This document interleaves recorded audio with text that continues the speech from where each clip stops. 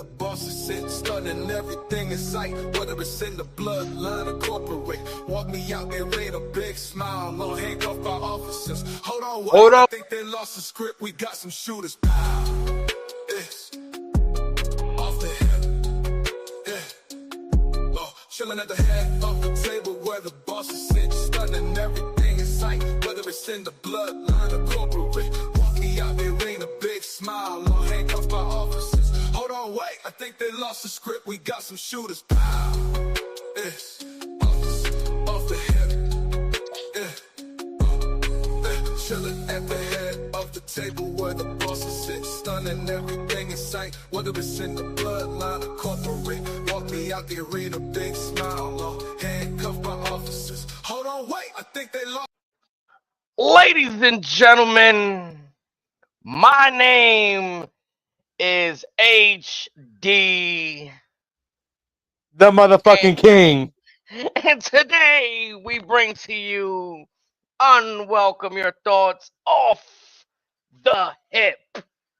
My brother Razor, the Black Art. What's the word, brother? Oh my goodness. From the incredible release of the Kendrick Lamar album to this, what a fucking day. Man, I And gotta folks, catch up on the album, man. I gotta catch up. oh, you are in for a treat. Yes, sir. We've been running around today just to keep the folks, in tune with what's going on in our lives. You might want to know what's going on in our regular lives. They had an event today at the kids' school, a little Thanksgiving. So we was out there getting our grub on with the kids today. That's how I spent most of my day. And then we geared up for tonight, man. It was SmackDown. It's getting everything right. How you spent your day today, man? You good? Work was smooth. We got a little rainstorm here, but your boy Reggie loves the rain. It was beautiful. This is my kind of weather. Oh man, so it's raining all across the whole map. Then it was raining over here too.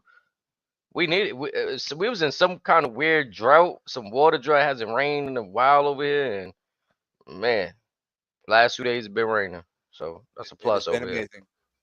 Yeah, that's a plus. That's a plus. But yeah, as you guys see on the screen tonight, ladies and gentlemen, Paul Heyman is back.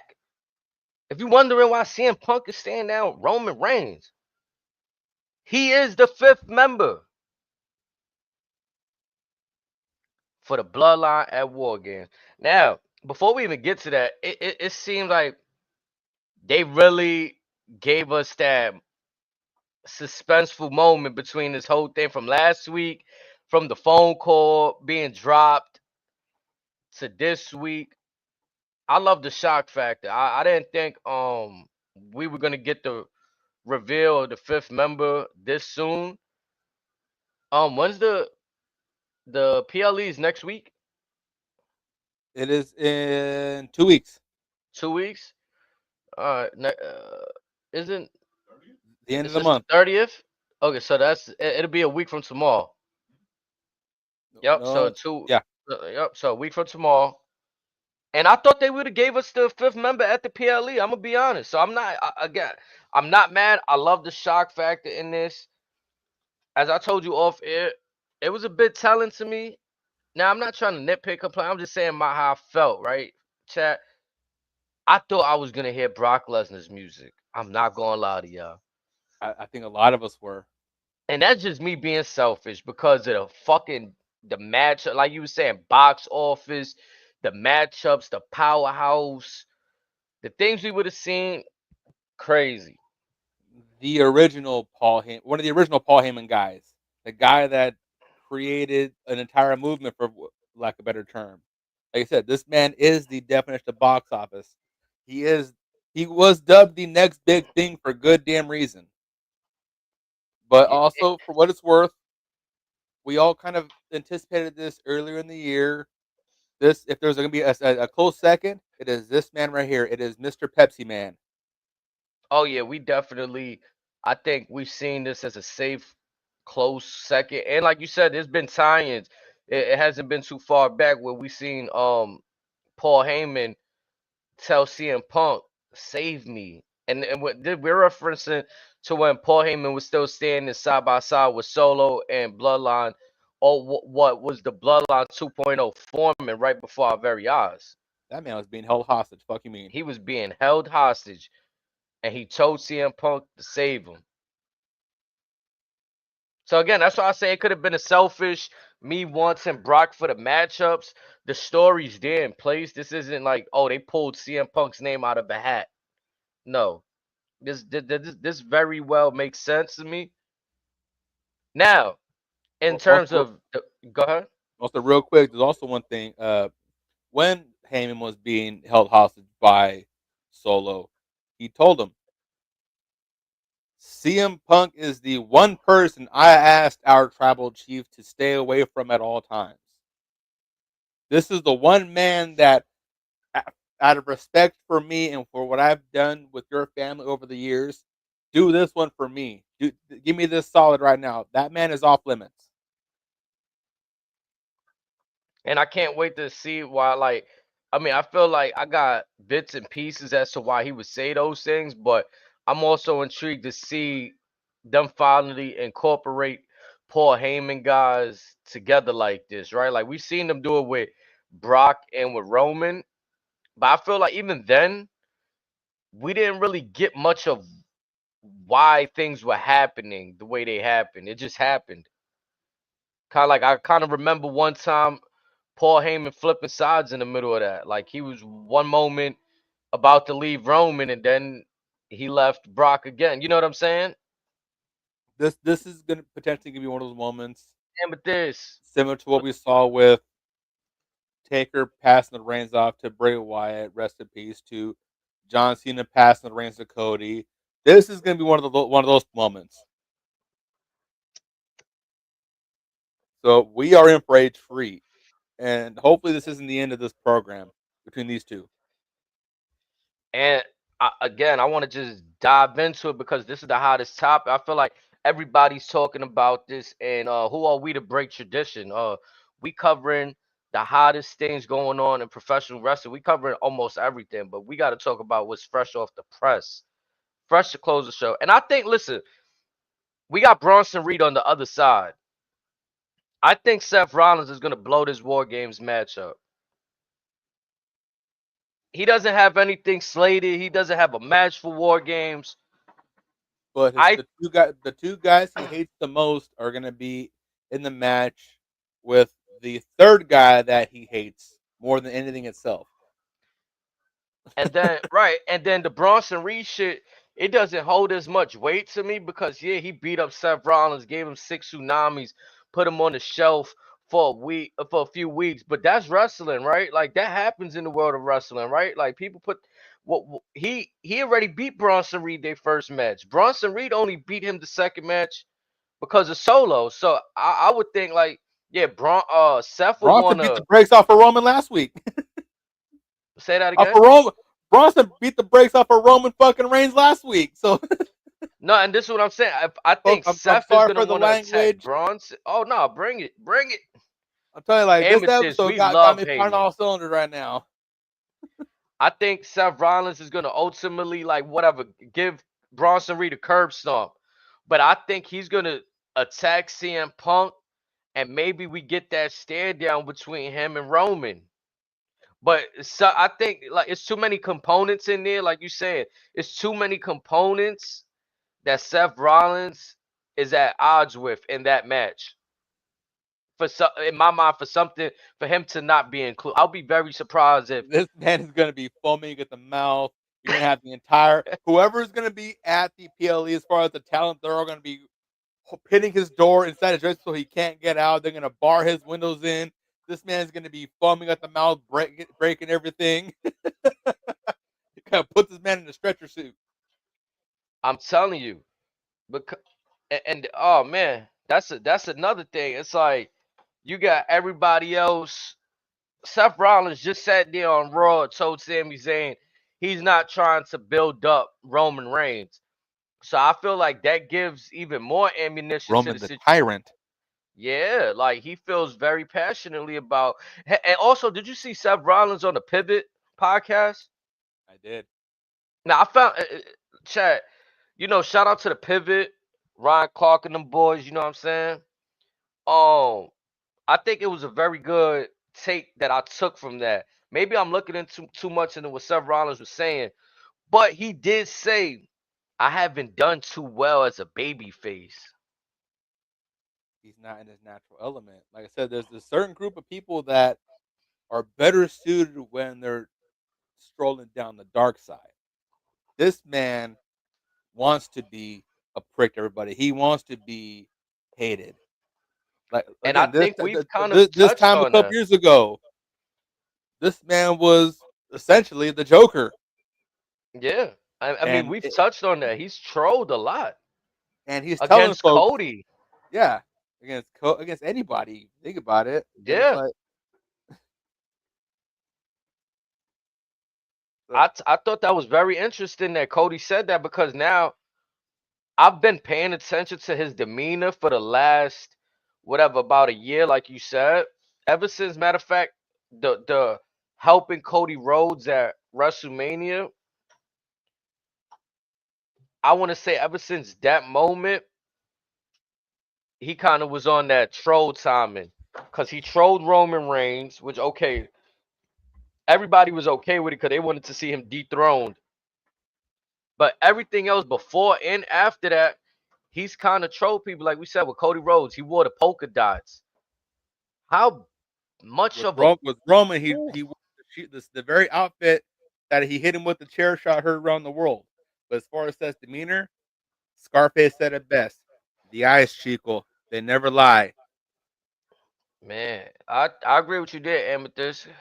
And this is also why I said the other day when Seth Rollins gave his reasoning to not wanting the team, I don't think he's really validated. Like even on the pivot, he kind of said he caused all of this with more harm that he's done to his brothers in the Shield, right? Like, and I think this is just if you remember that one time when Seth and Dean Ambrose was trying to get back together. Remember how like Seth just couldn't like almost how you don't see Roman wanted to apologize to his cousins. Seth almost had like that same kind of attitude where he's like too stubborn. He got his head up his own ass sometimes. You on mute, Razor? No, I agree because again, like in his mind, from what Rock Roman said to him to Punk coming back, in his mind, this is his domain. This is his kingdom, this is his throne. Even when Cody came back at Mandy, telling him, "This is mine. You guys left this. I took it. I claimed it." Mm-hmm. And Seth right now, I mean, I can't wait to see how they include him into this because like I was telling you off air, the Bloodline storyline went from people questioning are these people really family members to now we could kind of add people like Sammy was the only exception because he was with the original Bloodline where everything was fun. He was the honorary Oos, but I'm talking about when Solo started bringing in the Tongans, people wanted to question, oh, how related are they? And then we start going down the trees and this and that. Right now, you bring in Bronson Reed. We know for right now, there's no actual relation other than he's half Samoan. It's creating that fun element. Like, okay, Solo is recruiting for his nation, like for like you know what I'm saying for his Solo's culture. recruiting killers that want to be the guys, and in his mind, he's leading that like this mafioso type faction where, hey, we gonna get to the top together, and we gonna take what we want when we want it. So in this Yep, case, like we thought Jacob was an enforcer. I think it's safe to say that Bronze Reed is gonna be that enforcer. Like he's the paid hitman. man. I'm not gonna lie to you. The way Bronson Reed just looks out there with them, it's a Hey, but perfect fit. shout out to Bronson's shoe game too. That It's man, insane, and also you see that big ass ice style Cuban League Solo rocking out. Solo spending some money now. man. The main event checks is cashing in, paying dividends. They out there looking like money, and that's what I'm saying. Like this part of the storyline, I think is fun because it's giving us not only are the bloodline enhancing their story, but like I said, if they choose to include Seth Rollins into this, they're also furthering a potential storyline between him and Punk that we already seen the seeds planted for. We've seen those seeds planted, watered. Now in this very war games, they might start to blossom a bit. You know what I'm saying?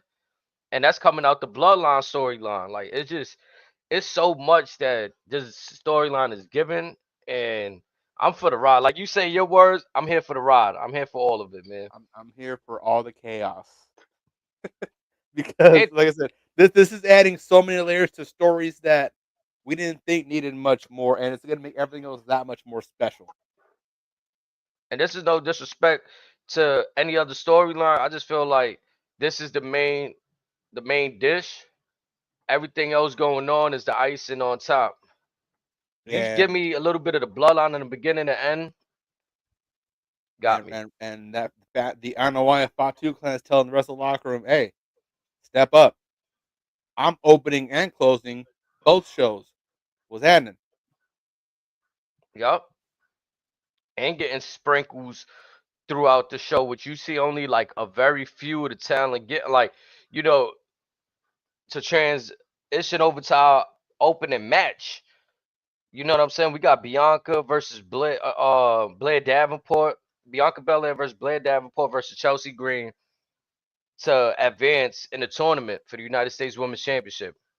We even I get was a already little. Mhm. I was already excited for that match from the beginning, but continue.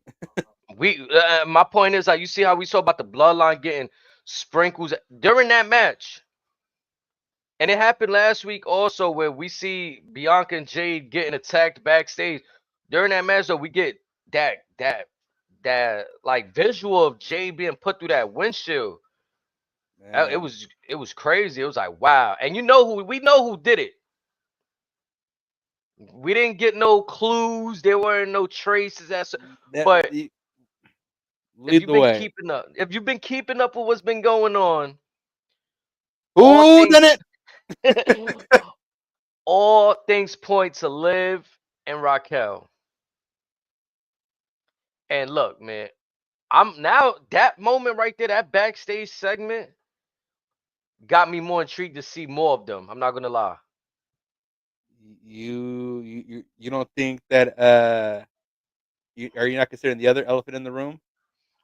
And You don't think her partner has a role in this in some way, shape, or form? Bianca. You don't think so? Now it was funny to me when they were heading in the ambulance. She backed off Naomi and Bailey, like, no, this is my tag team partner. Hmm. And I was like, There's something about her being over the top hysterical, which I was like, I've seen this before.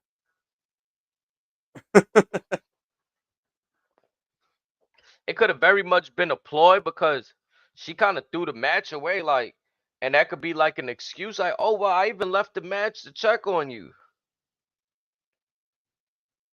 But like we said, that happens, and Chelsea Green ends up picking up the victory right there. I was surprised with. Well, I had a feeling like either those two ladies will win because it's the United States Championship, and I feel like this is a chance you could put it on a newer female. You could have advanced either one; it would have been just fine. Yeah, But the crowd is very much behind Chelsea in this. man, they definitely were, and I'm not But surprised. We haven't seen Blair in a minute. Chelsea's had more fun spots as of late. She took the ladder bump a few months also, ago. I wouldn't call them fun spots. I mean, she fell 20 feet through a Man, table. She got dumped in the dumpster. No pun intended. man, fun for us to watch, She not fun paying for some her. dues. Yeah, so they got her advance, which I thought it But was a weird match at first. Like it felt like they didn't really have no chemistry, them ladies in the ring. But then it started to pick up later on. back to the whodunit thing. Let's get a little crazy for a second.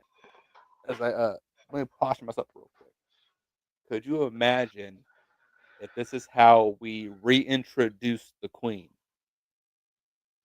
Mm, Remember, her father was dubbed the dirtiest player in the game. They had that stare down a couple years back. She got history with Bianca. I'm just saying, there's I a think if we should possibility. throw a curveball in there, I like the prospect of Bianca having something to do with it. But if you want to get a little crazy, man, maybe it's just Vince thinks it things or whatever. We kind of want Andrade to be a heel. What better way than to have his wife Charlotte Flair also come back as a heel as well? She almost always has to be a heel. I don't like And this could have been a baby very face up fat. there. This could have been a very fascinating way. Could you fathom possibly? I know a lot of folks want Jade versus Bianca at a Mania, but could you imagine if it ends up being like a Charlotte Flair versus the Jade Cargill? You give Jade the ultimate benchmark test. We're gonna put you up against the Queen of the Mountain. Let's see how good you really are and how good you can be. Oh yeah, I love the prospect of how that sounds. And that's immediate. And win, lose or draw, you know that rocket is locked in tight, and they're gonna just go full send. Nah, I'm with you there. And But I want to manifest that now. since it was part of the match and it caused Bianca to leave, this is my issue remains with triple threat matches. Besides the fact that they suck. They don't. I mean, yeah, it causes for weird chemistry. They don't always suck because I like that moment in the end where, well, it wasn't in the end, but it was getting there towards the moment where Bianca left, where Blair hits Chelsea off the top, off the corner. Bianca does the 450 splash. Chelsea's about to, she throws Bianca out. And looking like Chelsea's gonna get the victory there. Bianca comes back in, throws her back. They going back and forth now. Cause we usually see that spot happens, right? Where they steal the victory. So they kind of did something different there. I enjoyed that part of it. What I didn't enjoy was how we still have to use foolery to get okay, like Chelsea, she got to weasel some of her victory, but it'll also be nice to see her win a clean fought one. Like, you know what I'm saying? Yeah. Like, it Also, wouldn't hurt to see them get a clean victory. I think this could have been better off as two separate matches. Like you could have inserted someone else in the role for Bianca, have Bianca go have a one-on-one with just pick a name out of a hat, or even have her cut a promo segment, and then we see that like we usually see traditionally during the men's, and anything like something like that. Like it. Oh, why does this tournament have to be a fucking triple threat? Chelsea Green and Blair could have had a one-on-one. Don't get me started on that bullshit.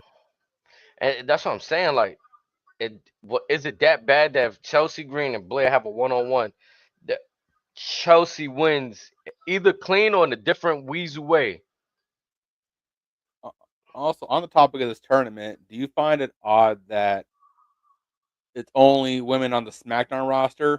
Yes, because then Okay, it led me to believe there was two things. Okay, United States was announced by Nick Aldis on SmackDown, but his wording this will be defended on Raw and SmackDown. Then when we get the bracket, it's strictly SmackDown. So I'm like, is there gonna be a women's intercontinental on Raw? because But did they? I could be wrong, but didn't they announce that this is gonna be defended on both brands? yeah, like Oh, oh,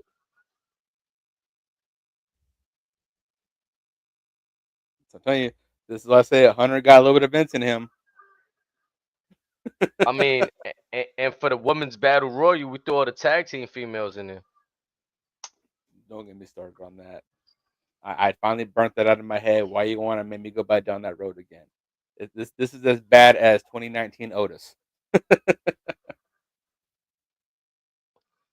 I mean, then it's kind of like sometimes I think it gets offset. Like the bullshit gets offset because we see some of the superstars that we want to see get put into these spots.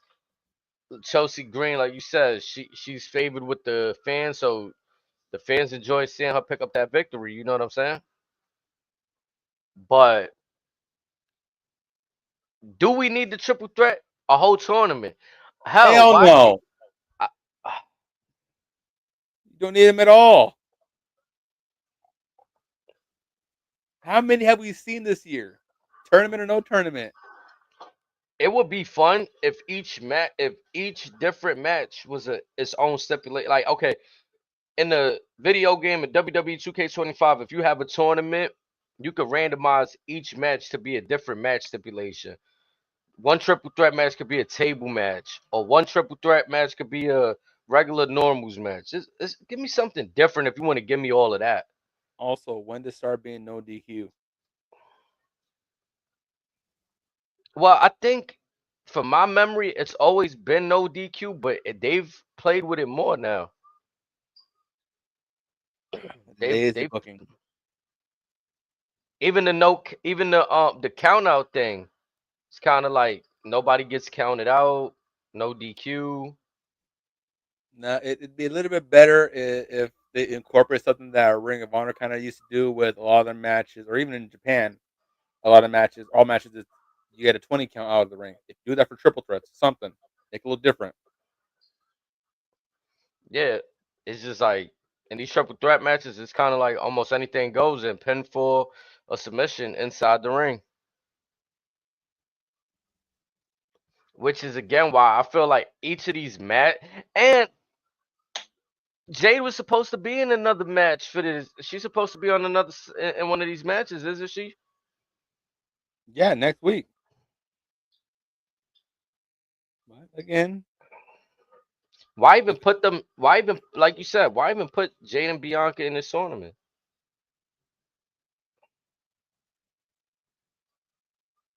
Do you they got me not have talking. any other females on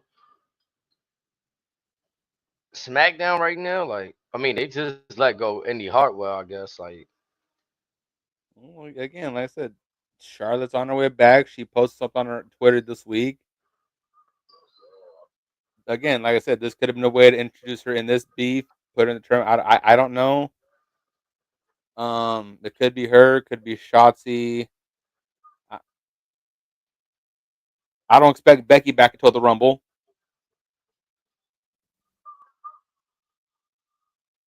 has Jordan Grace signed officially, or is that kind of rumor? What if she came through and just won the champ? Like, I think they may keep her on NXT for a little bit, to be honest, mm. which is unfortunate. I think this is. I don't want them to mess with the United States Women's Championship. I think this is a time that they could really put this on somebody that can elevate this new championship. Like, this is the first time we having a woman's. I'm gonna put the parentheses around the quotes, air quotes, mid card title because I don't like the term mid card. I feel like they should just be championships at these points. Like, but just this new championship, the new prospect of it is just I want to see who's really going. Man, it's crazy. Like they said tonight. Oh, what if Santos Escobar beats LA Knight and Electra Lopez? That had me like, I'm like, man, what if? Has she had a match yet? She's gonna be in a triple threat, I Okay, think, so next she's week next too. week then. Yeah, Yep. yeah. Who else is left on this damn roster? And I'm be honest, I feel like they plucked and shout out to BFAB. I enjoyed her work, but I feel like they just out of nowhere put her in the match. Carmen, I haven't seen Carmen in the match on SmackDown. I don't even remember her having a match on NXT to be fair either. Like I really don't. She might have, but I don't. Your guess is as good as mine. But yeah, Again, it was again, a great chance to include the Raw talent, the woman on the Raw side, but I don't know what happened there. Do you think that missed opportunity.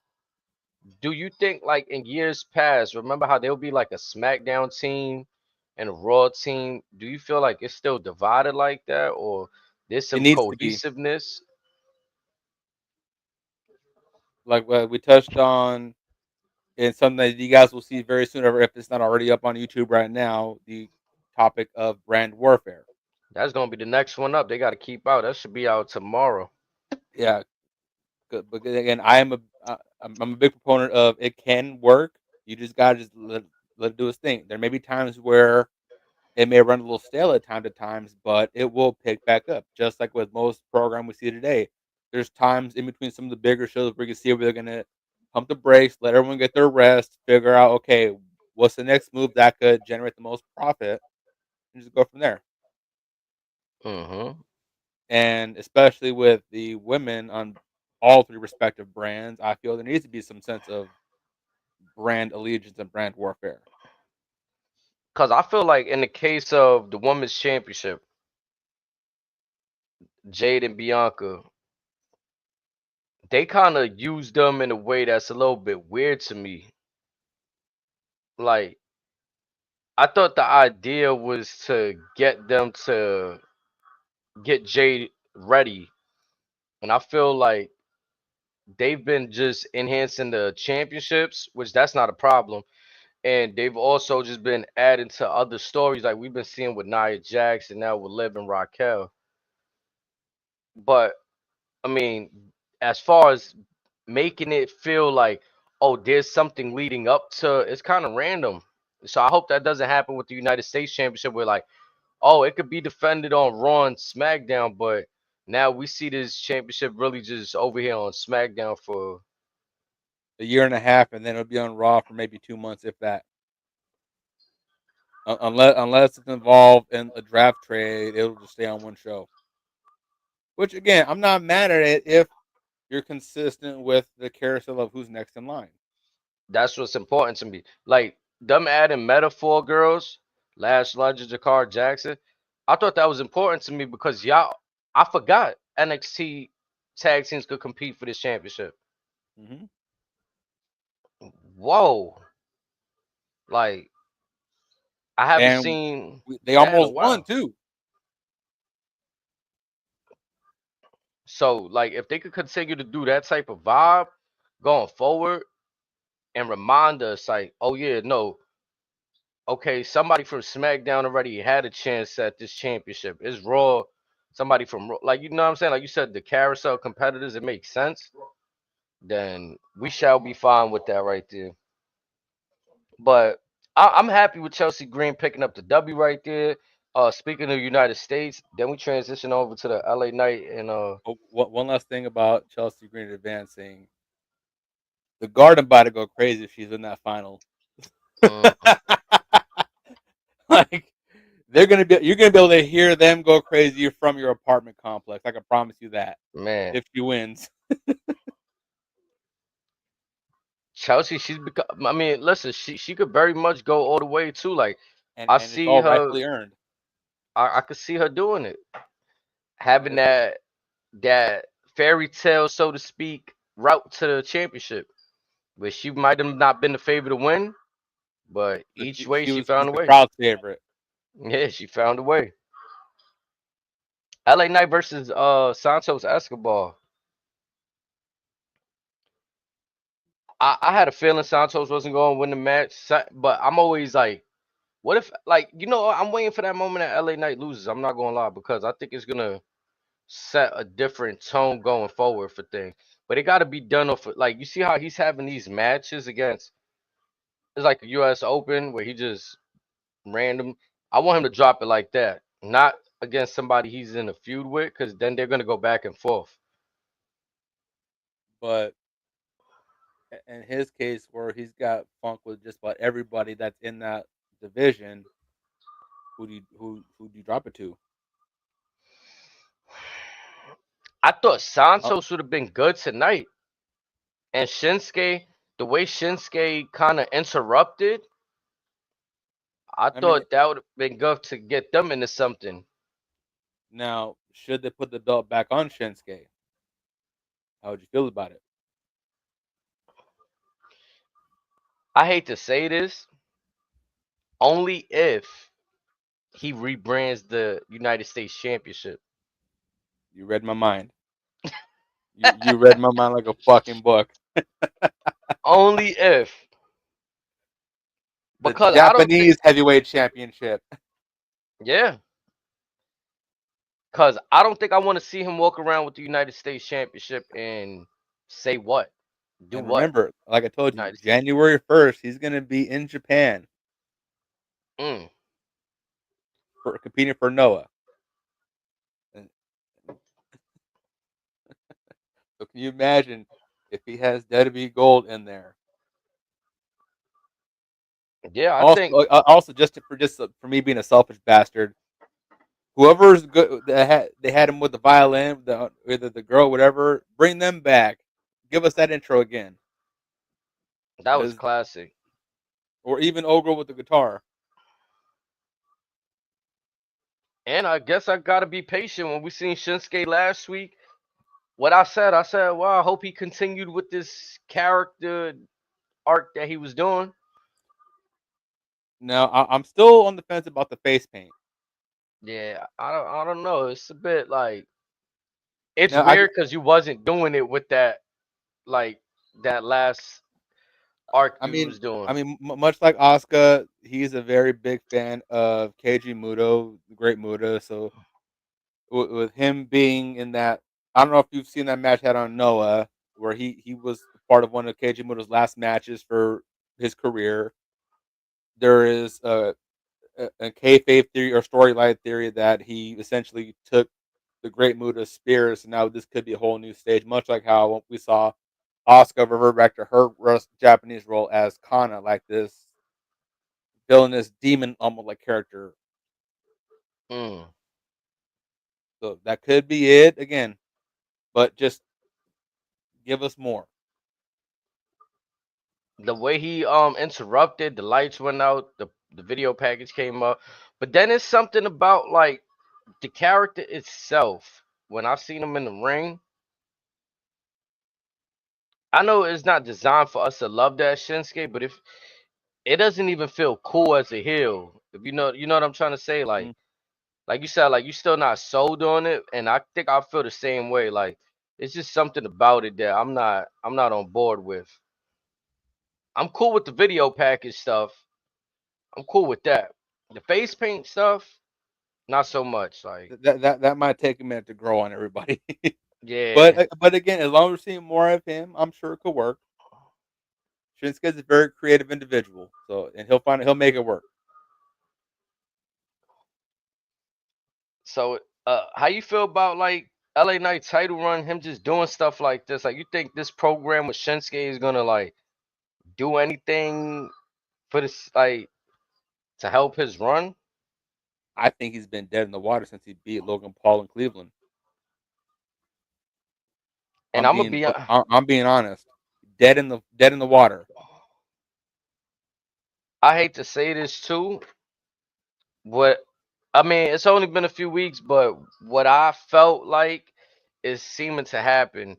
He beat Andrade and beat Carmelo.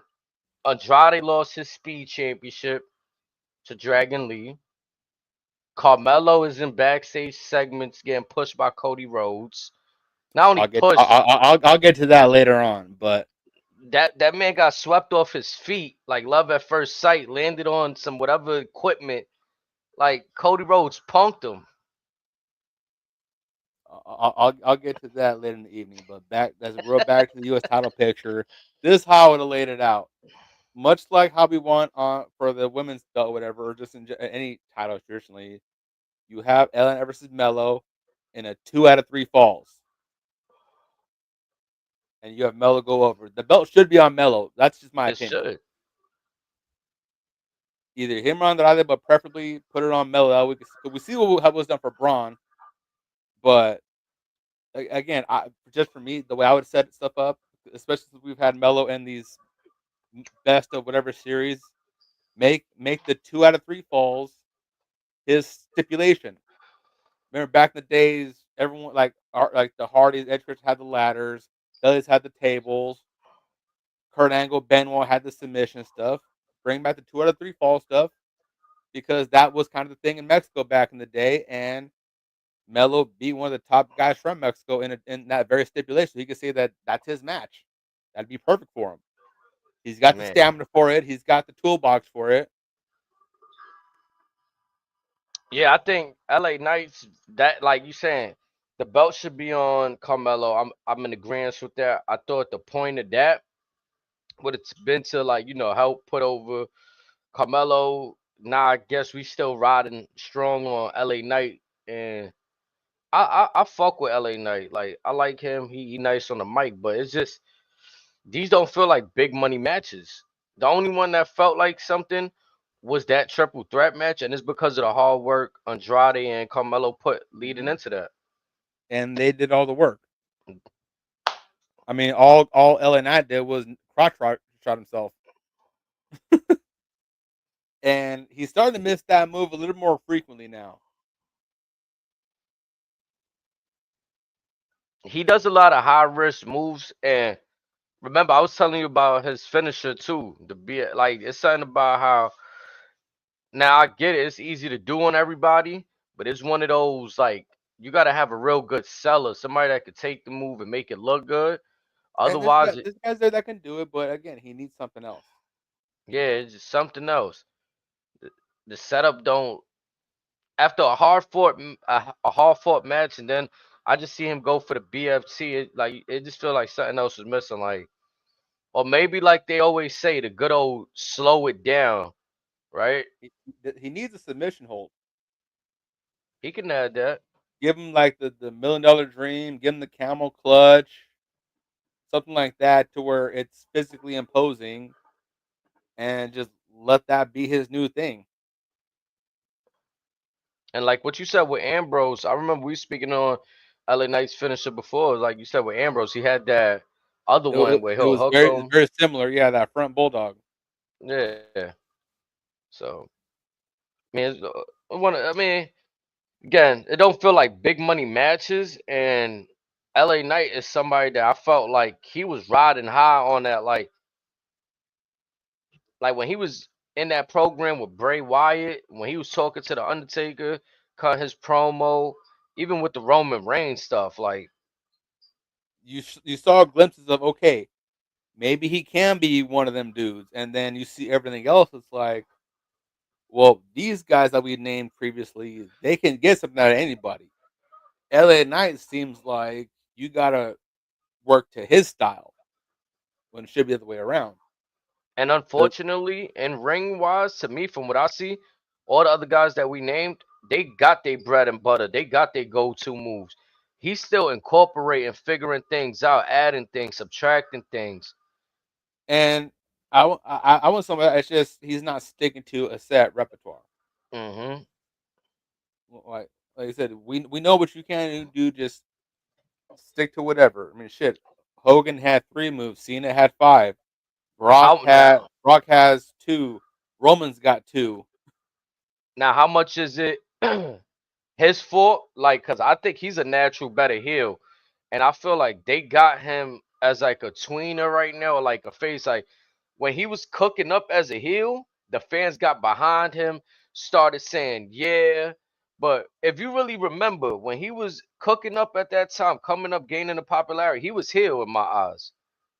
He was very against Bray Wyatt. He was talking shit to the locker room leader, the Undertaker. Like he was on people's bodies, on their neck, verbally, like, and then the crowd get behind him.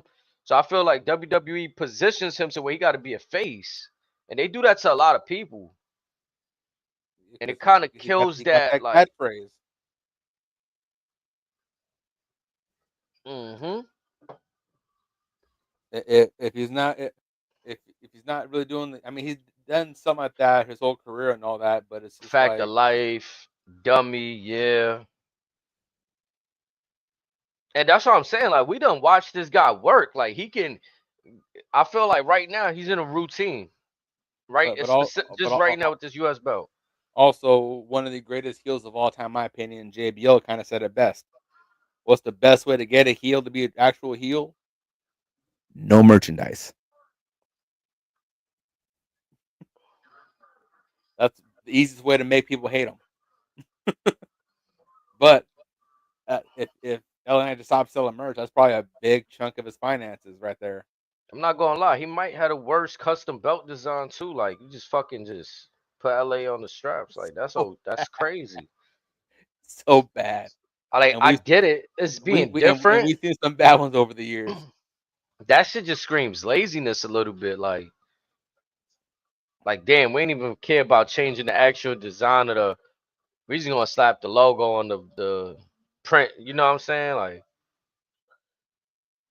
it should just thought it was a chance. Like, if you're gonna, we seen the title change. They gave Bobby Lashley that version. Like when Bobby Lashley won the United States Mhm. belt, he made that shit look prestige. Like the United States belt went from looking like it was smaller than that to now, oh whoa, we got some big gold to. And if you remember at that time, if I'm not mistaken, that was the only championship on Raw. Yeah, If I'm not mistaken. because Roman had both title belts by then. The IC belt was wherever the IC belt was.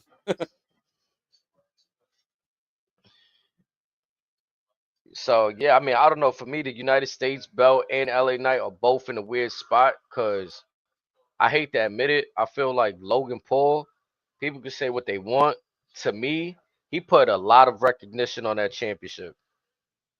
The Because he was a only other, proper John heel. Cena. Yep.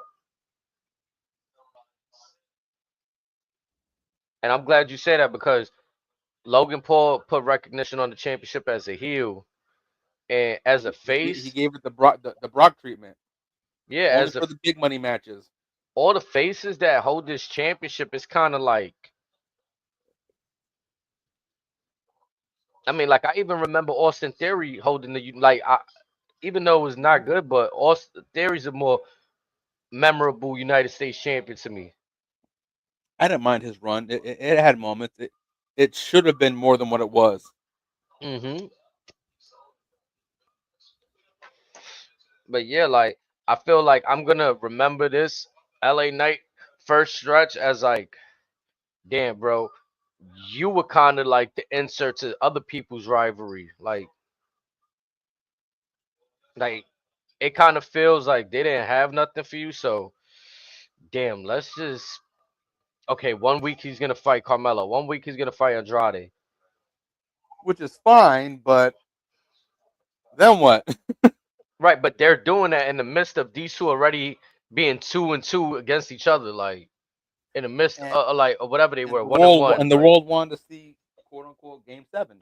right, like we see where this is going, and you just want to insert LA Knight when at that time maybe we could get the proper run back between LA Knight and maybe remember because I think was it Randy Orton, LA Knight, and AJ Styles in a fatal four way match with Roman for what the U.S. the World title.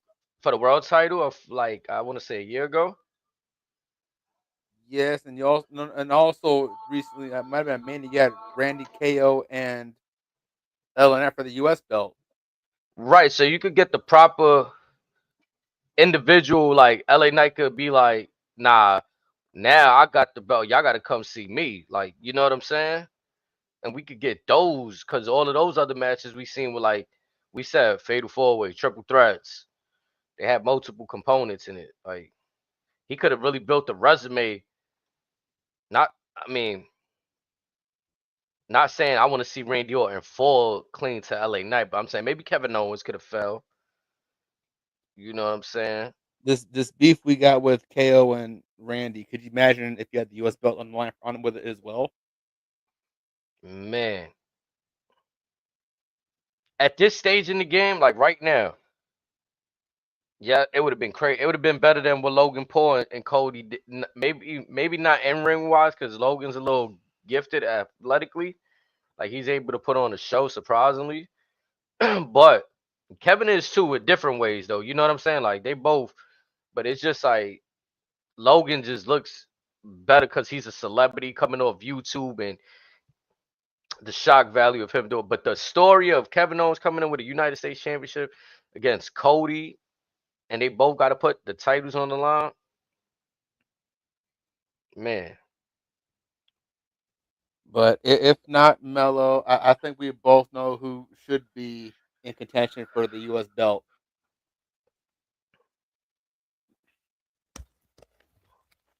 I love you, Solo.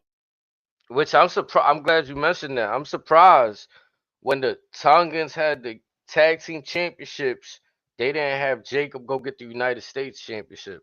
Well, I Now mean, I understand what Solo said, that Jacob's focus is to be his enforcer, but like there was a chance to have the bloodline with all the gold over there at that moment. or put the U.S. belt on Solo, whichever. But if you put it on Jake, realistically, there's maybe, let's see, I'm being generous. Maybe 6 guys who could beat him straight up. That's not Roman or Cody. Maybe 6 guys. You want to name some? Randy, KO, Logan Paul. I'll even say maybe a Tez or Ciampa. And as far as the 6, you might be able to sneak Andrade in there on some cheeky shit. Hell, you said Montez, right? Yes. I'm glad you mentioned him. If they're not gonna have these guys like winning the tag team championships, fuck it. Give me Montez versus LA Knight. That might cook. Both on the mic and in the ring. Tez is special. That's gonna We be crazy. and we've known that since the NXT days. I don't need the Amethyst CM Punk and Heyman thing. We didn't really get to touch on that, but We'll get back to it. A little yeah, patience. we didn't give our full thoughts on the Heyman. We just getting off the top of the hour with that. But yeah, Cody Rhodes just to because that's transition. Everything's tying in. We had the LA Knight Escobar match happen and then transition on over to Cody and Kevin. Might be almost. I ain't gonna lie. Like you said in the text message, Cody's promo of the year right there. The Potentially way his best, maybe his best since he's been back in WWE. he came off like I you haven't could seen this feel much that. fire in him since I witnessed the Bullet Club Civil War. Like I, You could hear his voice going hoarse, the veins popping in his you, neck, you could feel face the turning red. emotion that's coming out Yes, of his tone. yes. And Kevin Owens doubling, tripling down on everything that we kind of seen. He's been saying like he's felt in the fact that you teamed up with Roman Reigns. This man tried to end my life, end my career, and how I feed my family. And you teamed with that guy? Now, the part that made me laugh and I enjoyed, Cody wrote, enough! Enough! Enough! Damn it, it's enough! Enough! God damn it! Enough! I I felt that I was like, man, these guys got it right now. Enough! Excuse me! Bro, cause it very much felt like both of them had valid points, but Cody, like you said, it's the little nuances. Before prior, he would have been okay to listening to somebody's problems. He's tired of him bitching right now. Or what he feels is like, what's up, bro? Like, let's just square up. Like, we did this before, and it felt different. You know, paraphrasing what Cody said, we fought before, and it felt a different vibe. I didn't like what you was doing. Yeah, yeah. That. Let's go. Let's jump to that because Cody ate him alive. Ate his Man, ate his lunch, took his bank account, whatever. Told him flat out, you couldn't pull the trigger. And KO's a man that Randy Orton said it best.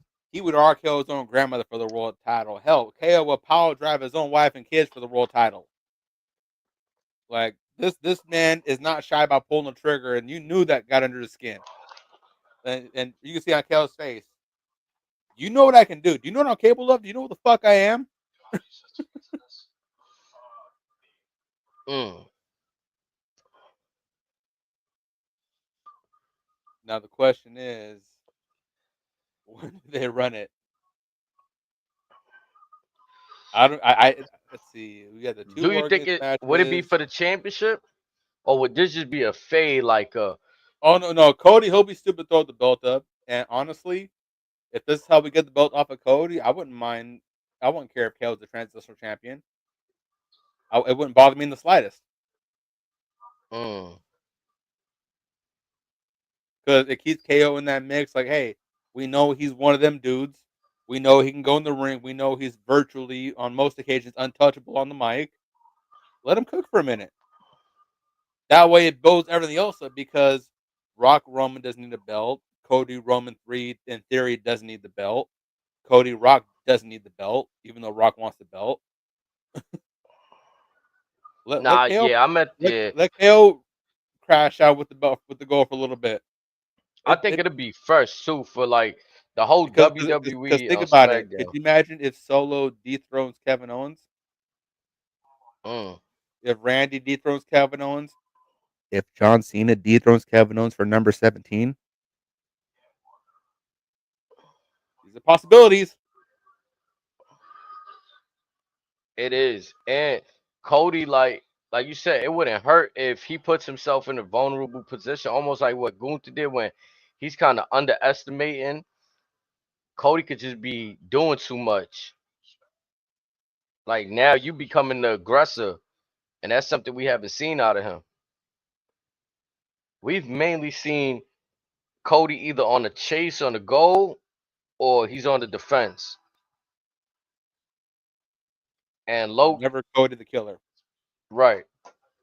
We've been seeing that transition over the last couple weeks, months. Wait till he colors that hair black, then you'll see the full stage. Mm. Because black hair Cody a little bit different than blondie Cody.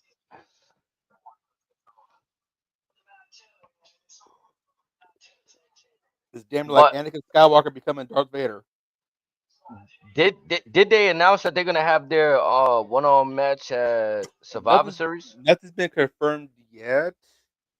I don't think that card's finalized yet.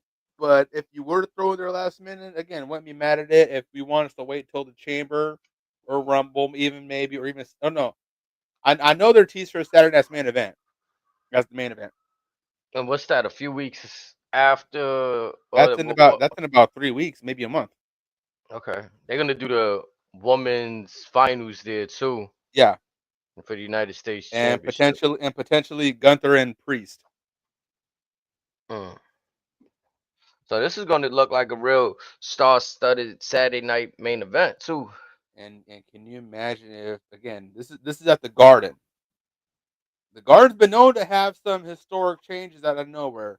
AJ Styles famously won the U.S. title or something like that at a random Garden show at a live event. So Mm. just putting it out there. New York, y'all gonna be in for a treat in a few weeks. Man, I'm gonna have to. I might have to show up at that one too. But yeah, after that Kevin Owens and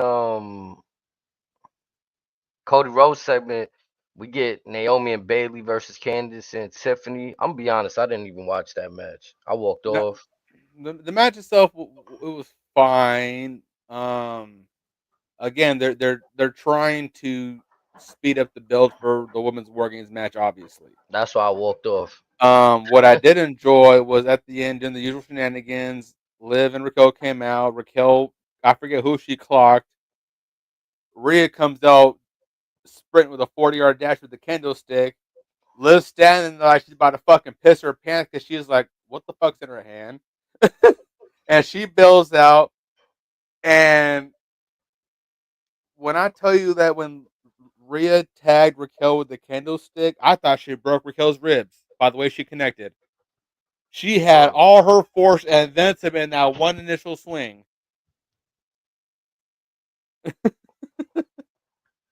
I heard she And then came out with a mask, yeah, Rhea so Ripley.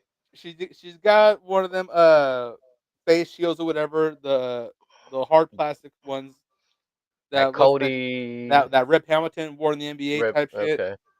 So again, maybe the injury is legit, whatever, but Rhea just wants to be Rhea. Again, no harm, no foul. But the way Oh she's yeah, swinging I'm that gonna have to goddamn check kendo that stick, one. like I said, I I wouldn't be shocked if she cracked one of Raquel's ribs because she tagged her a few times. Sticking And, them and some receipts. I'm talking about planting the feet, bending the knees, swinging for the fences, and then some. And then Candice LeRae, bless her heart, tried to interfere. Man. Candice, bless your heart. You took one for the team. I think she actually threw a couple inches when Rhea connected. I said Rhea was swinging. I don't know if the painkillers weren't kicking in or something. Like it's a miracle that candlestick didn't break. Because I'm looking at it like, God damn, Rhea, chill. You good?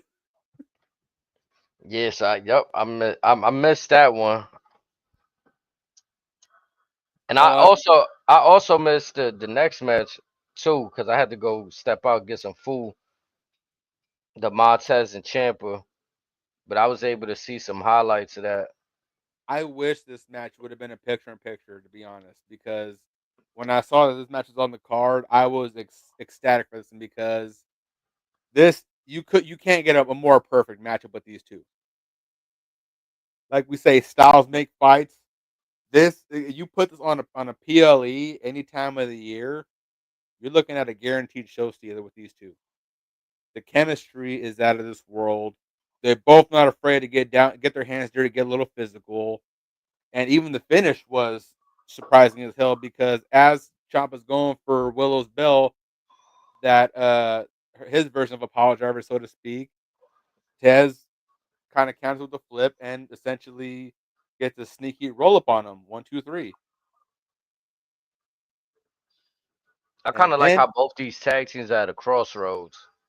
this was money because, like I said, after that we had Ciampa try to get his little lick back. Dawkins comes back to save his boy. Gargano tries to mediate things. First, Dawkins stepped him saying, "Hey, what's the problem? Whatever was good." Then Ciampa saves Gargano. Then Ciampa tells Gargano, "Whose side are you on?" Just bottom line, whose side are you on? So, like, again, folks, there's a reason why I titled my name as such in today's episode because we are slowly seeing the return of Blackheart Ciampa, the Sicilian psychopath. Daddy Ciampa's back, folks. This you talk about KO being a crash out. If you haven't seen the classic Black and Gold, I highly recommend you watch this man's work. Y'all are in for a treat. That's another one that you could take him apart from this tag team and put him in the United States like title picture, and I think it'd be money.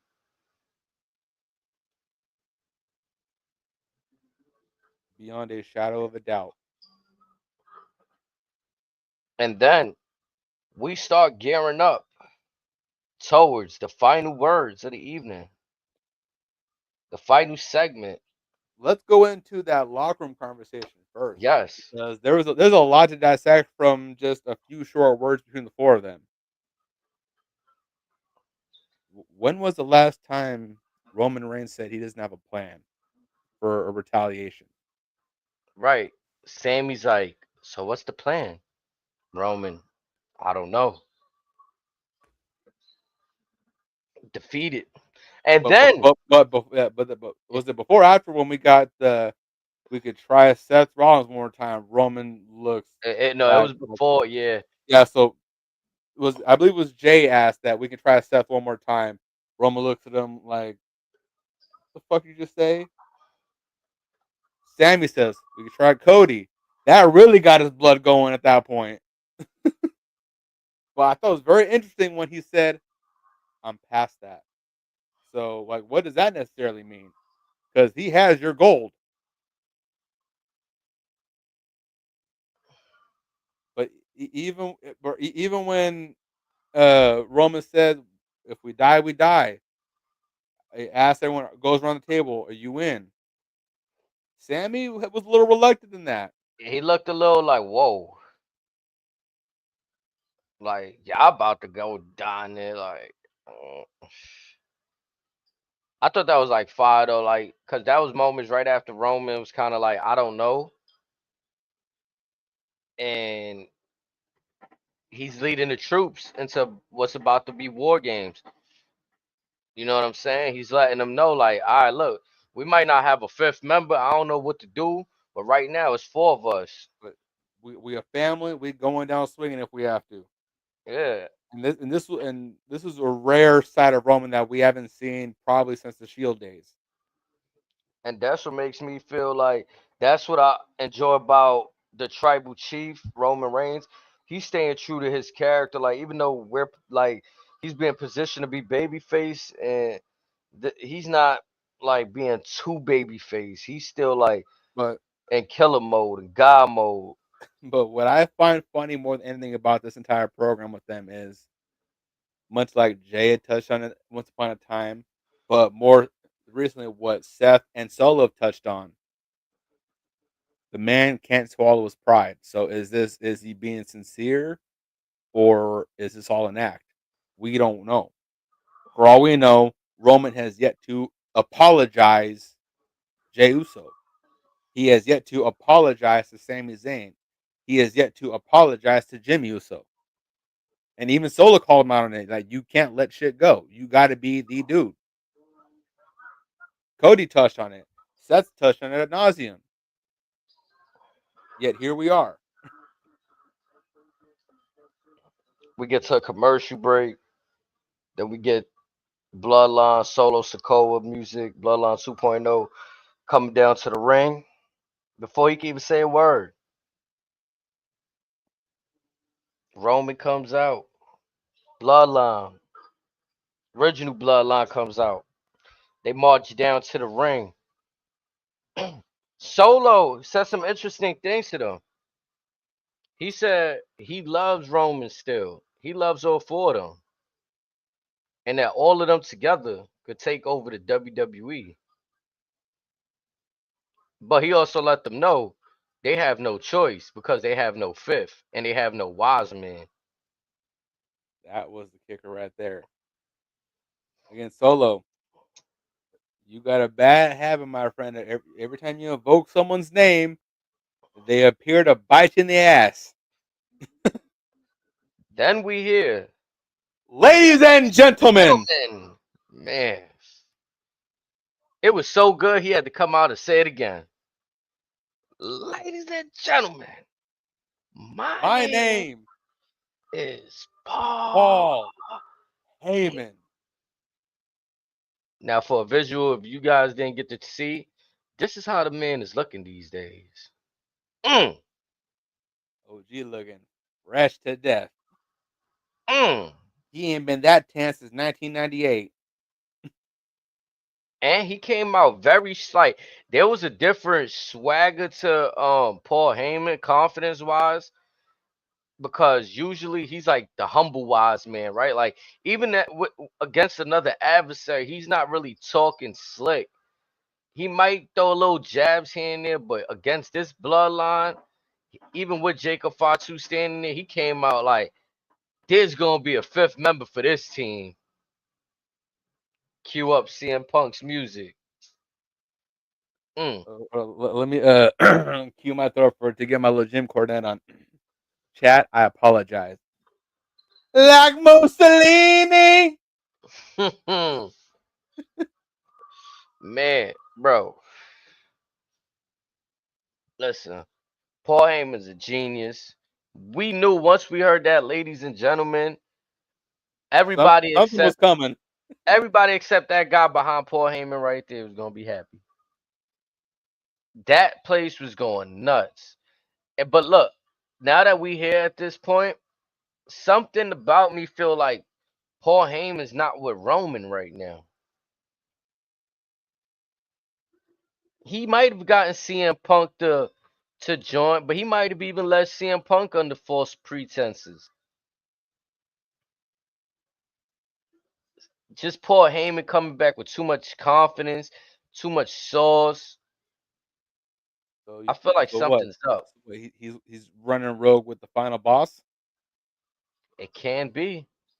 because the damn sure ain't Solo. It can be. That's what I'm thinking.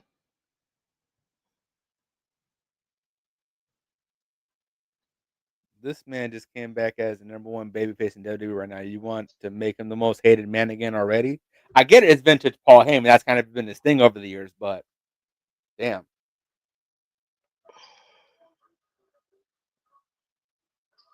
Yeah, I mean, again, So also, would that also mean that The Rock potentially brings in the recruitment of Alonso Hawaii and Azilla Fatu, mm, the final boss with the youngest generation of the family, and Hikaleo too. potentially a Journey Fatu in the future as well. We thought Solo lined up some killers.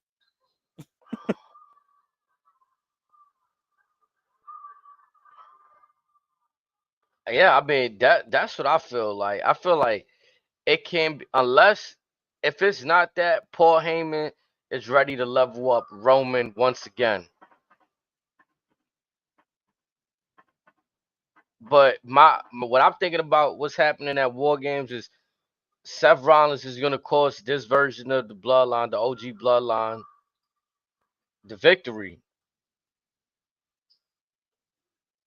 He got smoked with CM Punk. There's unfinished business with Roman in his eyes.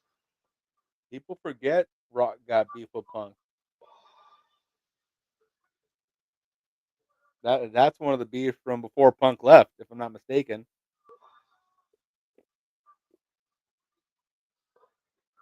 Again, this PLE, with Punk now in the mix, opens up more doors than we thought were ready available. This adds so many more layers, so much more depth to all these stories, especially that he's linked with Paul Heyman. Yes, I get it. We all wanted Brock, but like we touched on earlier, this man is a neck and neck close second to this storyline. Now, this doesn't rule out Brock in the future, but this definitely rearranges some plans. And I think now too for me, like I don't really unless we get to a point where it's a multi man or another situation where it's 4-3, whatever the numbers are, we could ice the Brock Lesnar situation. I think this would have been a marquee time to put him in. But now that Punk's in, it's like we could go down that avenue for now. Like you saying, like we Yeah, could put the again, Brock shit on chill. Brock, go back to your hunting. We know Sable got your phone because she's probably mad because she got to send a smoke signal for you to get home now.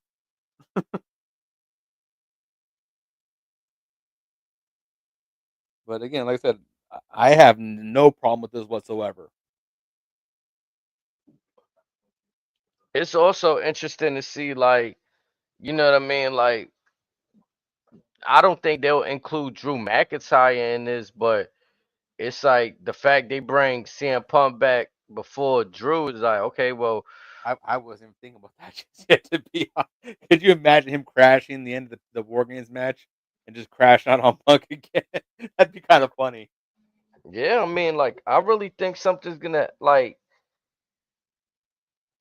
it'll be not strange, but it'll be a little different to me if CM Punk gets included into this match just to help them, and then that's it.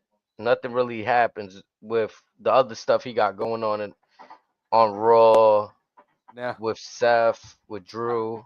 I probably know the answer to this, but should we put it past The Rock to in a couple weeks time, hop on a plane from Hawaii to Canada, while filming Moana 2 just to put the pause on CM Punk or Roman and just fly right back to go back to filming the movie? Mm. I wouldn't put it past them. You know what I also thought about too? It's 2 weeks. Or no, not 2 weeks. Tomorrow, I guess a week from tomorrow. So what we got one Raw and Yeah, one SmackDown left. next Friday's the go home. Are those live or No, tho- no? SmackDown. SmackDown it will be pre-taped, unfortunately.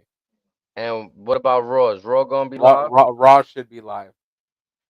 Is there a situation where CM Punk and get attacked, and like this was kind of like a false, like, oh, Paul Heyman bring him out, but he gets attacked before he can even make it to War Games. Mm, I think you're kind of cutting it at that point. Doing too much there. You're cutting shit a little close at that point. If there was another week or two, you might get away with it. Okay, because I'm thinking like, all right, Because if they if you take go CM that Punk out this at Raw, Monday, you're asking a lot out of these pre-tapes next Friday specifically. mm,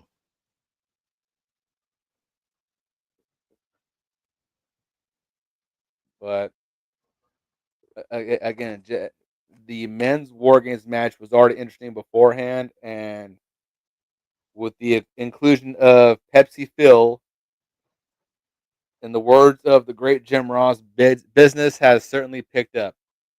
do you feel like it was odd how they was just standing there to end the show, just staring Uh, at each other? no, because their Roman was trying to tell him, "Hey, why are you doing this? Why are you here? Like, what's your business here? What's your agenda?" And CM Punk's just telling him, "Hey, you and I don't care how you feel about one another, but I'm doing this for Paul. Paul asked me to help you. I'm doing this for him. So hope maybe on Friday we'll get some word from the wise man to tie this in. Maybe, like you said, Heyman reveals that he has a hidden agenda subsidiary to everything. But yeah, I'm staying off of WWE Twitter for the next few days. Or I'm gonna try to, because I do not want to get a spoiler what happens next, especially out of this segment alone. Yeah, cause I'm just trying to think. Like, I remember, like, in the last few seconds of watching this, it felt like there was something. I don't know if it was the crowd not knowing, or like maybe they was just watching in captivation, so they wasn't really like cheering as much. But like, I remember them staring at each other, seeing Punk's music going off. I think they were surprised by how fly Paul Heyman looks right now. Man, Like the Dapper I Dawn. said, he probably got the red wife beater on, got the red handkerchief to match, got the red Rolex on, the red. He got the Hall of Fame ring. He got a fresh tan. Nah, he went crazy with this shit. That's it. He ain't looked this fresh since the '90s in ECW. He showed Solo how to do it right here. You want to dress like a pimp? I got you. Mm-hmm. Sit back and watch, young buck.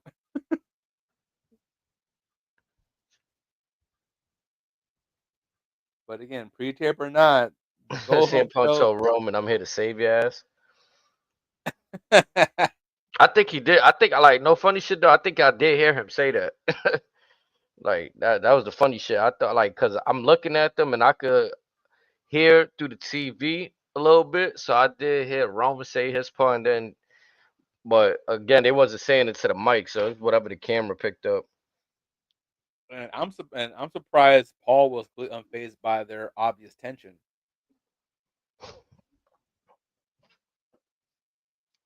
Yeah, I rewatched it 3 times and shit. Yeah. Yo, it be some stuff like yo, you ever watch a YouTube and like even maybe Botchamania, they got the supersonic audio. Like how the hell they pick up some of the audio that be like Some they'll folks, some folks put that work to try to saturate other stuff, so they want to actually hear what's being said that can't really be caught on televised airways. But yeah, some words were shared between one another, and Heyman just soak it in like, yeah, I'm him in this photo. I am the god of gods in this image. yeah, I mean like these are both his guys right here. The two biggest guys Two, in two of sports the three of his wrestling. biggest breadwinners in the history of sports and entertainment. You know what I'm saying? Like His number one and two box office guys right here. mm-hmm. Brock may have been the most dominant, but as far as like box office numbers, these two are one and two. Man. That was just a moment right there. Like, I can't even wait to see what's gonna go forward, like you said, in the next coming weeks. if CM Punk is the play, if he's indeed the fifth to go forward, like Now we here's my gonna next see. question: come the War Games match, whose music do we hear first? Who gonna pull that power move? Mm.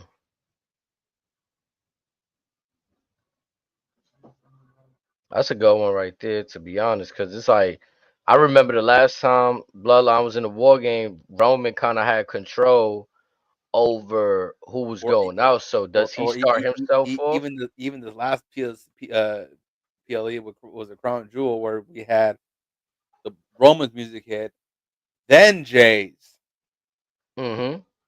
So could this be another thing, or will Roman try to just put a baller move and say, "No, you go out first. I'm the star here." Or what if Punk comes out with Roman to his music? It's a I lot. think like what's the play like? I think Roman has made his few mistakes leading like on the SmackDowns, like where Jay said, "Yo, that's your last chance." I think those are the humbling moments. I don't think Roman need to do nothing crazy at a pay-per-view. Like even at Crown Jewel, he wasn't the one that really cost him. Jay was the one not tagging him in, But again, doing stuff. You know what I'm saying? like you touched on earlier, like what the heels in this story have spoken about, even with Seth, like Roman has yet to apologize for the damage he has caused certain individuals over the years. Mm-hmm. Now, granted, Seth has been no saint in the story along in Roman's arc along the way, but like I said, Roman now that we know of not once has apologized to Jimmy, hasn't apologized to Sammy, hasn't apologized to Jay, the man that that we saw caused him mental and physical and psychological damage.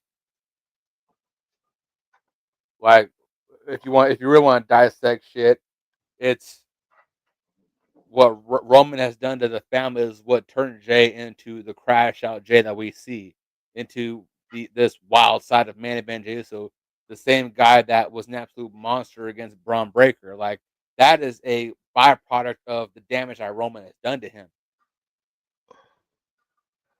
See, now that I feel like now that I've already seen the OG bloodline lose to this bloodline, I feel like OG bloodline is beatable. What they need to do is kind of like what you alluding to, Razor. They need to be on the same page, and until they on the same page, they not gonna be winning. But That's what I see. again, it's all on Roman.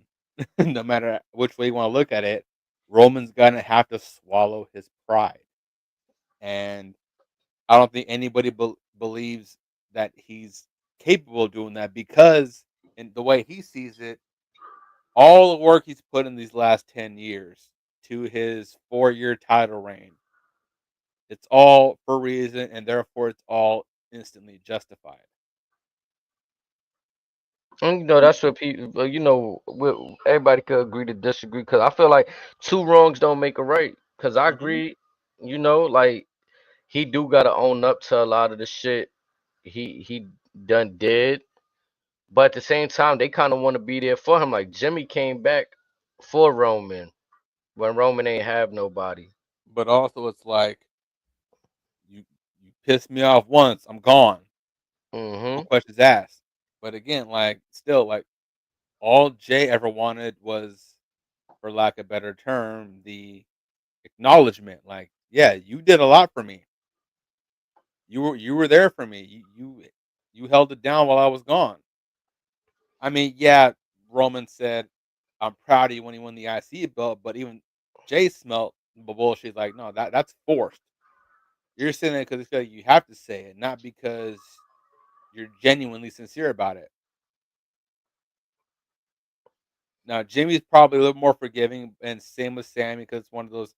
Yeah, we had it good then. Jay is like, no, no, no. I dealt with some shit with him, and until he apologized for putting me through that, it is what it is with he and I. Only reason why I'm with him is because he's my blood. Yeah, so it's like I mean I don't know. They could go down a lot of routes with Roman is still like, I guess, fighting the temptations of power because and honestly, talking to his family, but I can see Solo's bloodline winning war games because Roman being insecure, or I can also see a world where maybe Solo and everyone's putting Jay, specifically Jay, through some stuff. Roman then snaps into some mode deeper than God mode, and he now understands the errors of his ways. So maybe, at say, if they do eke out a win, him and Jay have that embrace that we wanted out of them for so long, and we get that feel good moment, and we get the "I'm sorry, I put you through this." But if Roman doesn't snap out of this mentality that he's in, that he still has to be the guy leading the pack when Jay is trying to tell him, "No, we are one singular unit." Until Roman can get past that, I wouldn't be surprised if Solo ekes out another win against Roman Reigns. And then that further builds up their one-on-one match, plausibly at a Mania. yeah, I feel you, bro. Like I think Roman, like I said, I think until they could get on the same page, niggas ain't gonna get another win. You feel me? Like it's gonna be a wrap up for them right there. But Roman's gonna have to do some major soul searching, and love it or hate it, but he's gonna have to have that acceptance to where in this particular battle, yes, it's family business. No one's disputing that, but he has to acknowledge the fact that he needs help outside of his family. He needs to acknowledge the fact that when shit wasn't good, his family held down from it, had his back. He needs to acknowledge the fact that his former right hand man was the sole reason why his reign was as long as it was. And he needs to acknowledge the fact that he took his family for granted. Kind of like Amethyst is saying though in the chat. I think, in my opinion, it might come after a victory though. Like after they finally pick up a victory, after like he gonna finally give them all the embrace. You know what I'm saying? Right And, now, he kind of giving them a little soft, you know what I mean, the soft apologies, the soft yeets and all this shit and this and that. But but it comes off as forced. yeah, we gonna get the genuine when they pick up that victory, kind of like Amethyst is alluded to. And again, like I said, that is likely a possibility, but it may come at a cost of, like I said, more than likely Jay taking a brunt of the ass whooping in the match. Specifically Jay, because if you go back to the early days of the Bloodline, that was the original story that started the quote unquote tyranny that Seth Rollins likes to talk about.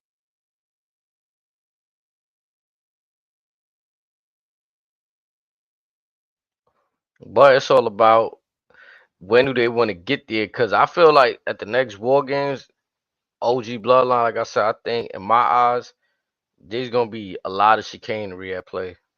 Oh, most definitely. Like it's gonna be chaos in every sense of the word. I'm not gonna lie, the fact Amethyst that he already gone down to the Samoan Spike on one spike is already telling enough. Like One this wrong. spike, Yeah, one of Jake's moonsaults, one of Jake's impaler DDTs. He's been humanized by everything but Tamatonga's gun stun, which is an yeah. RKO. This Roman could be beat right here, But also, especially by his family members. Like, it's one of those, well, shit. Jay took him out with a spear once upon a time, but it's one of those things where only certain people are able to take him down with one shot. So unless he's in that god mode, so to speak, yeah, he's very vulnerable. But mm-hmm. in the same aspect, it's like there's other guys that possess that same ability as him. So, like I said, he needs to come to grips with himself and realize that it can't be just him. I mean, shit, Hercules didn't always do shit alone. Kratos in God of War never had to do everything alone, so Roman has to realize that it can't always be just him. And if he's so prideful that he's doing the stuff for his family, then, well, family will tell you, you're never alone. So again, like I said, he's going to have a hard look in the mirror and swallow an immense amount of pride. Otherwise, he's about to get dog walked again like he did in Saudi. That shit was a crazy way to cap off. Where were they at today? I don't even know where they was at. Oh, Lake City, Utah. In Utah. That was a crazy way to cap that off. Like, because I can't say I expected Paul Heyman tonight. Like, part of me was like, all right, they could do it tonight. Especially like fifth member. Like, we already got Bronson, fifth member. If it's not going to be Seth Rollins, but actually getting it, dope. I'm As glad they far as pulled the the plug. fifth man, like I said, once they announced that there's gonna be a War Games, for the love of God, Sammy I'll accept, but anybody but Cody or Seth. Anybody but them two. Well, they did a good job at keeping them away for now. So I look forward to next week's SmackDown. I look forward to Raw, and like I said, so this War Games match has the makings of being extremely special. Also, this is also the 1 year anniversary of Punk's return. Yeah, And like 1 year. Amos said, Sammy's also back home. Punk big Also, back. also For a Amethyst, year on now. that topic, y'all stay tuned because we have a very special topic regarding WWE and the relationship with our friends up north. Ooh wee. They've been doing a lot out there, so yeah, y'all stay tuned for when we drop that. But yeah, that was it for the SmackDown. You know what I'm saying, for tonight. Like, anything else you want to say about SmackDown before we spin on them? Again, between that and Raw this week, like they're firing on all cylinders. Like both shows this week were absolutely incredible. Yeah, I ain't gonna. I feel like the last 2 weeks, or just this whole build up for War Games, been crazy. So yeah. And this is with them doing pre-tapes as well. So again, hats off to them for getting it done. hmm I feel like they've been doing a good job at the pre-tape I went to. They don't really show you too much of the backstage segments that's being filmed. So that, like, is still worth seeing the day of a taped show. You're Yeah, more only seeing what's in the ring. yeah. And then you may see the pre-tapes that are for that show only. hmm So yeah. Yeah. But chat, before we get up out of here, y'all know we're gonna throw that song on for y'all, man. So y'all can Think they go hit lost that the QR script. code. We got some shooters. This off the hip.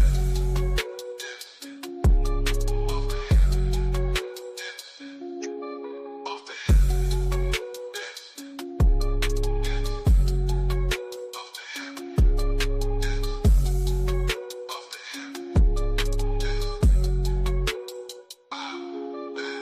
Chilling at the head of the table where the bosses sit, stunning everything in sight. Whether it's in the bloodline or corporate. Let's go crazy. I'll see you out there. Appreciate you stopping by. Handcuffed by officers. Hold on, I wait. think they lost the script. We got some shooters, pow. It's off the hip.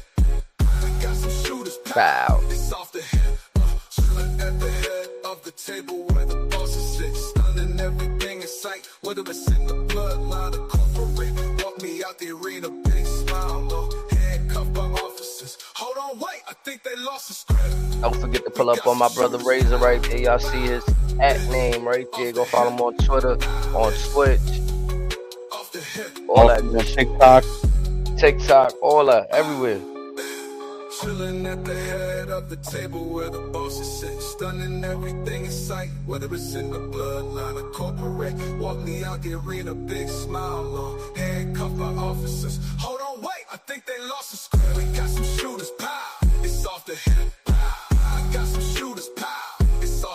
You know that crazy. Everything is well. Hope everything good on your side too. Adriana, I see you out there. Appreciate you. Big shout out to everybody that stopped by on Twitter, on YouTube, on Twitch.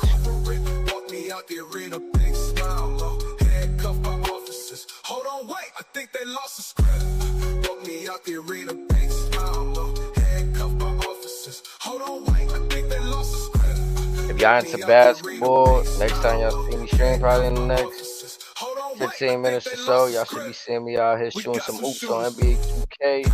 We got some shooters, pow. It's off the hip. We got some shooters, pow. It's off the hip. We got some shooters, when we spin back that.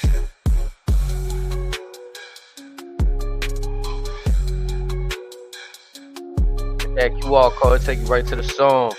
That's your theme song of this channel. We out here.